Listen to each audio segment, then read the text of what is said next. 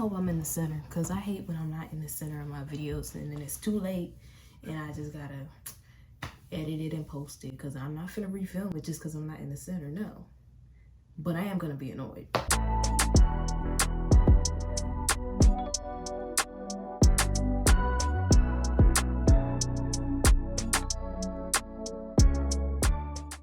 Alright. Hey y'all, it's Micayla, Fine Curls, if you didn't already know. And today I'm bringing y'all 10 natural hair tips, especially for the winter. It is winter time, we're in January, coldest month of the year.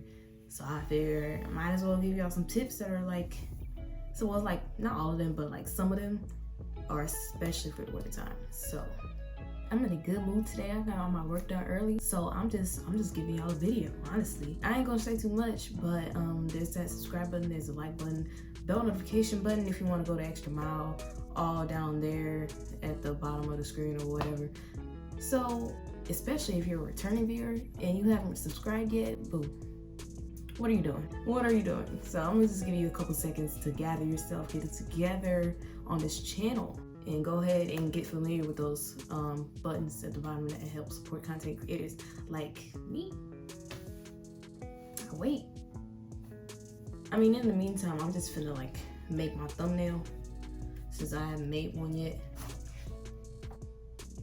Let's get into some tips, y'all. I haven't given y'all one of these in a minute, but I got them all written down right here. So, well, actually, if you want 10 more tips, then go ahead and go watch that first one real quick. Cause these 10 tips, they're just gonna keep building up. They're gonna be different every time. So you might as well just start off with the first one and then come back to this one. Tip number 1 is to wash your scalp thoroughly. Emphasis on scalp and emphasis on thoroughly, because I cannot stress this enough. Like, how do you expect your hair to grow and be healthy when you're not taking care of the place that it literally comes out of? Like, hello? You literally have to take care of your scalp. That includes keeping it clean and moisturized. Look, I'm scratching my scalp right now. I need to oil it. Like, keeping up with your scalp is just as important as keeping up with your ends, keeping up with your hair and general. Like, your scalp is just as important, if not more. And people be neglecting it, and it's like, you can't do that. Like, you want to just like create the perfect environment for your hair that's growing in, right? And when your scalp is all dirty and has product buildup and stuff, and you're not getting everything when you wash it, like, that's not the perfect environment. Like, your hair is growing into an environment that's like dirty and like crowded. You don't want your scalp to be crowded. You want it to be clean and fresh and ready to accept more hair. You don't want to invite guests over and your house is filthy. The same applies for your scalp. Like, the scalp is the home that you're inviting your hair into. So you gotta clean your scalp. Well, actually, speaking of washing, my next tip is to condition before you wash. Now, this may not work for everybody, even though, like, I can't imagine this not working on anybody. For one, like, shampooing is meant to, like, not meant to strip, but it's definitely meant to like cleanse your hair and get rid of those oils. And sometimes it gets rid of oils that are supposed to stay there. So conditioning before you wash just like gives your hair moisture before you, like, you know, the shampoo you're using may end up being too stripping for your hair. That conditioner before you wash it, put some moisture on your hair before having to shampoo it, and possibly, like, you don't want no squeaky clean hair. Like, you still want your hair to be moisturized after you wash it. And sometimes shampoos give you that squeaky clean hair even with conditioning beforehand. So like, imagine if you didn't condition beforehand. Like, your hair is like, it's like when your body is ashy, you know, like, you don't, it doesn't feel good. So I condition before I wash. Eventually, when my hair is not in a bunch of protective styles, because I like to keep my hair in protective styles during the winter time, I'm gonna give y'all a wash day and show y'all step by step how I wash my hair. But in the meantime, like, I'm just saying, like, condition before you wash, because I like to go condition, shampoo, deep condition. And like, the conditioner, not only does it add moisture into my hair, it helps detangle my hair. I detangle my hair before I shampoo it instead of after, because I feel like when you like shampoo it and you're doing all this to your scalp, like, you end up like tangling your hair, not on purpose, but like that's what ends up happening, especially with my hair. So I like to, whether I'm like conditioning or not, before I wash it, I still have to detangle it. So I put conditioner in it to detangle it, you know? And I always twist it up, and that makes the washing part easier. I feel like when I put out a wash day video, y'all gonna get a better understanding, especially for my visual learners out there. But like, just take my word for it and try conditioning before you wash. Like, it's a game changer, honestly. There's probably pre-poos out there, and I honestly think that's the same thing as like putting conditioner in your hair and detangling it and then washing. Like, I think that's the same. Is it not? Is it not the same thing? Let me know in the comments. Like, what's the difference between a pre-poo and just conditioning before you, like, is it really worth buying a pre-poo and substituting it for conditioner? Like, I don't really know. Sometimes I deep condition before I shampoo. Like, if I come out of a protective style and my hair is, or if like my hair is super tangled, then I just skip conditioner altogether and use deep conditioner, because I feel like deep conditioner is way more moisturizing, especially when you heat it up. But that actually brings me to tip number 3: warm up your products, especially your conditioners and deep conditioners. When you like warm up your products, bro, like especially when you're low porosity, bro, it's a game changer. It's a game changer. Like, I just want you to try it. Like, I don't even really want to explain it. Like, just try it. Just boil some water, put it in a cup, and then stick the product in that cup. You don't want to put the product in the microwave. Just get some hot water, stick the product container in there, and it's gonna warm up after like a couple minutes. But like, warming up your products is such a game changer, because it just penetrates your hair so much easier as opposed to when you don't. Sure, you can warm up like curl creams, you can warm up deep conditioners, curl cream, like anything like creamy, warm it up. And it's just gonna melt into your hair. Like, it just makes the hair product 10 times better. Like, just try it. And while we're on products, I'm gonna just go ahead and jump right into tip number 4. Don't use too much product, because especially like when you're low porosity, I just made this discovery. If you use more product than your hair can absorb during the time that it's wet, that leftover product that's there, like that doesn't get absorbed, it's gonna dry up without your hair absorbing, and it's just gonna sit on top of your hair. And that might be the reason why your hair flakes when you try to do a wash and go. Like, it's not always the products that you're using not mixing together well. Like, sometimes it's just you apply too much product. Like, when you have like all that white residue on your hair, that's the product sitting on your hair, and you don't want that. So don't use too much product, especially if you're low porosity, because I feel like high porosity, like, you can apply however much product you want, it's gonna absorb it. I don't know, I'm not sure about that.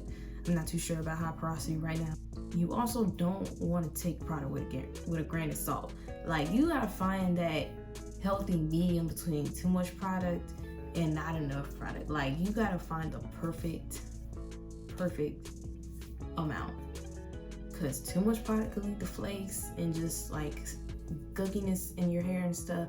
Not enough product will leave your hair dry, and you don't want your hair to be dry, do you? Like, no. But really, it's a matter of like your porosity and how like dense your hair is, because if your hair is more dense, which means like you have more hair follicles in like a given area of your scalp, as opposed to, like, let's say you got 10 strands of hair per this size on your scalp, versus like somebody who has 20 strands of hair in this same area on a spot in their scalp.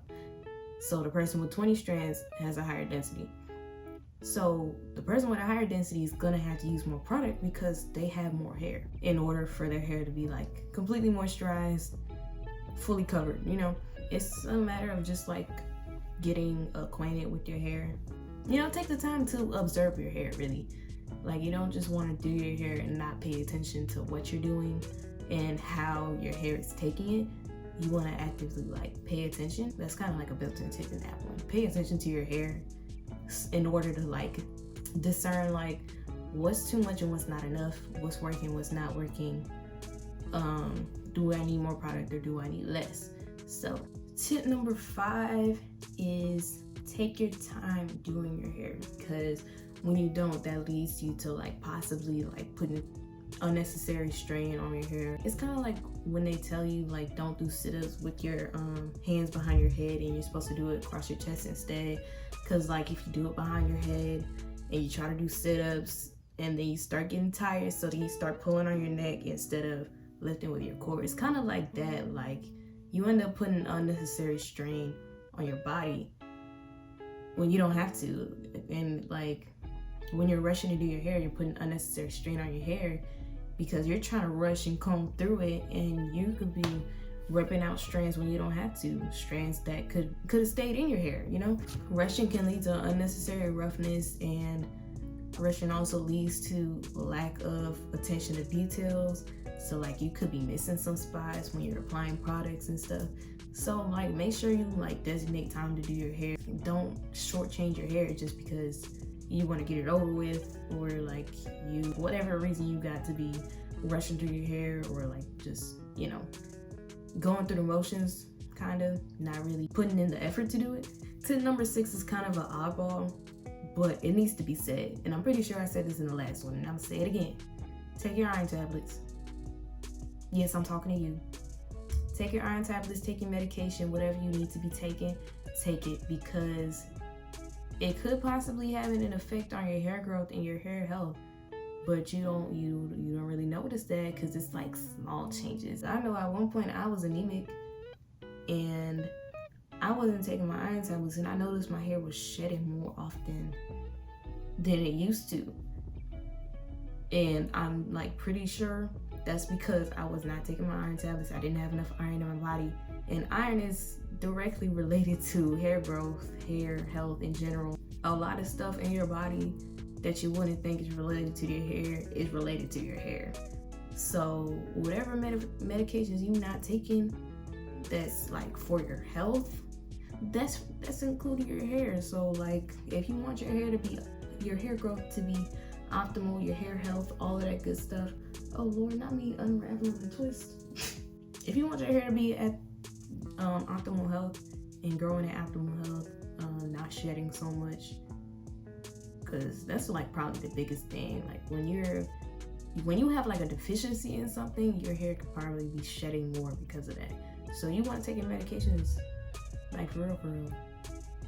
Take your iron tablets, especially all my anemics out there. I know. I used to not want to take them. In fact, I didn't take them. But like my iron levels just gradually got better, thank God. But like had they not, and I would have just like kept not taking my iron tablet, like my hair would probably be shedding like way more than it does now. So take your medication, basically. Tip number 7, do not. Do I need to say it again? Do not go outside in the wintertime with wet hair. Just don't. Like that's how you get sick. I don't know if anybody's ever told you that, but like when you have like wet hair and you go outside in the cold, like that's like going outside in the cold when you're sweating. Like you're inviting yourself to get sick, and you don't want to just like you don't want to get sick just because you trying to do a wash and go and you trying to let it air dry. Like baby, diffuse before you leave the house, please. I don't want any of my subscribers getting sick, so if you haven't heard that yet, you're hearing it from me. Don't go outside when you have wet hair and it's freezing outside, like please. Tip number 7, put your hair away in the wintertime. And by that I mean protective styles. Like this is a perfect time to do protective styles because you don't have to worry about how to do your hair in the wintertime and possibly like dealing with the problem of having wet hair and having to air dry it and possibly going outside when it's cold. You know, like your hair's away. It's protected. It's protected from the cold, from the elements and stuff, so you don't have to worry about it. So do styles where you don't have to deal with wet hair. Which brings me to my next tip. Do low tension, keyword tension, low manipulation, keyword manipulation styles. Do low tension, low manipulation styles. That is how you get your hair to grow. When you leave it alone, like when you putting all the tension on your edges, like you begging for your edges to fall out. And then when you do your hair every day, like you just bothering your hair when you don't have to. So leave it alone. That's when you see the best growth. Like I know when I have my hair in protective styles for like months, that's like the most my hair grows. That's when I see the most progress versus when I have to do it every week, every 2 days. You know, when you're constantly having to do your hair, it's like trying to water a plant every day. You don't want to water a plant every day unless that's like required. But like if you try to water a plant every day, when that plant only needs water like every 5 to 10 days, like you're doing too much. Like leave it alone. You may end up damaging the plant because you're watering it too much. Like there is such thing as too much. So, you know, don't neglect it, but don't like coddle it either. So here's why I got my hair in protective styles during the winter time, so I don't have to go out with wet hair in the cold, and so I don't have to mess with it. But my last tip builds on to the last one, which is make sure your styles are not too tight, like in specific protective styles. Like the last tip is talking about like just styles in general, like just do low tension, low manipulation styles. But this one puts a heavy emphasis on low tension in protective styles, because I know when you get your hair done, sometimes they be doing it too tight and y'all don't want to say nothing. But that's directly violating the low tension, low manipulation tip. Like when you gotta take a Motrin and you getting fine bumps all over your hairline, that's a problem. Say something, please. Like they don't need to be grabbing your brain. Like they just don't. Speaking as somebody who braids people's hair, and I braid really gentle, but I still braid tight, you don't have to grab their brain. So if they're doing that to you, speak up, because like this is your hair, and I'm sure you want your hair to be healthy and your edges to be healthy. So like speak up, so you're not putting too much strain on your hair and really on your scalp. But those are all my 10 tips that I have for y'all currently. If you want some more tips, go ahead and watch the last one I posted. But that's it. That's all I have for y'all in this video. Hopefully these tips help y'all out and add some value into your life, into your natural hair journey. Hope it just enlightens you. Maybe I gave you some valuable information that you didn't know before. So definitely comment below any questions, comments, concerns, compliments, any of that. I'll get to it. You know, you're not forced to subscribe, but it will definitely help your girl. You know, it only takes 2 seconds to support, not forcing you to or anything. But it's real easy. You know, it's just right there. It's right there. Like it don't, like, you know, you could just move your hand a little bit, like 3 inches, you know, and boom, you on the button already. So just click it. But I'm not gonna press you. All right. But remember to never stop growing, and I'll see y'all in the next video. Bye.